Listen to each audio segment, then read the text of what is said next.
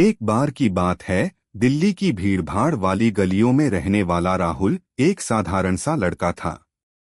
वह अपनी कॉलेज की दोस्त प्रिया को इम्प्रेस करना चाहता था, जो हमेशा अपनी किताबों और सपनों में खोई रहती थी। प्रिया को प्रभावित करना आसान नहीं था। उसे दिखावटी बातें पसंद नहीं थीं और वह सच्चाई व मेहनत की कदर करती थी। राहुल ने सोचा कि वह कोई बड़ा इशारा करेगा, जैसे महंगे गिफ्ट्स या जोर शोर से अपनी फीलिंग्स जाहिर करना, लेकिन जल्द ही उसे एहसास हुआ कि प्रिया ऐसी चीजों से प्रभावित नहीं होती। उसने फैसला किया कि वह कुछ ऐसा करेगा जो प्रिया के दिल को छू ले। पहला कदम उसकी रुचियों को समझना। राहुल ने गौर किया कि प्रिया को पर्यावरण और स्थानीय समुदाय की मदद करना बहुत पसंद था। वह अक्सर कॉलेज के बाद एक एनजीओ में वॉलंटियर करती थी, जहां वह बच्चों को पढ़ाती और पौधरोपण के लिए जागरूकता फैलाती थी। राहुल ने बिना किसी शोर शराबे के उस एनजीओ में शामिल होने का फैसला किया।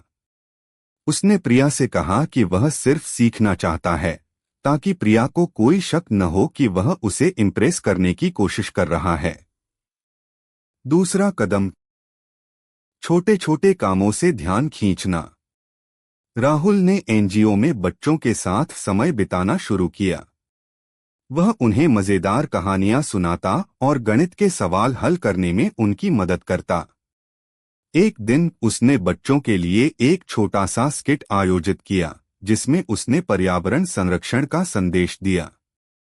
प्रिया वहां थी और उसने राहुल की मेहनत और बच्चों के साथ उसकी सहजता देखी। वह चुपके से मुस्कुराई, लेकिन कुछ बोली नहीं।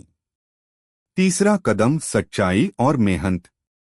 एक बार कॉलेज में एक इवेंट था, जहां प्रिया को पौधरोपण अभियान के लिए एक प्रेजेंटेशन देना था।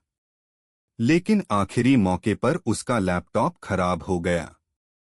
राहुल ने तुरंत अपनी मदद की पेशकश की। उसने रात भर जागकर प्रिया के नोट्स को एक नई प्रेजेंटेशन में बदला और उसे समय पर तैयार कर दिया। प्रिया ने उसकी मदद को देखकर थैंक्स कहा, लेकिन राहुल ने सिर्फ इतना कहा, बस दोस्त की मदद की। चौथा कदम, सही समय पर दिल की बात। कुछ हफ्तों बाद एक शाम जब दोनों एनजीओ के बगीचे में पौधों को पानी दे रहे थे, प्रिया ने राहुल से कहा, तुम जानते हो राहुल, मुझे तुम्हारी सादगी और मेहनत बहुत पसंद है। तुम दिखावा नहीं करते और यही मुझे अच्छा लगता है। राहुल मुस्कुराया और बोला, प्रिया, मैं बस चाहता था कि तुम मुझे वैसे ही देखो जैसे मैं तुम्हें देखता हूँ, सच्चे दिल से।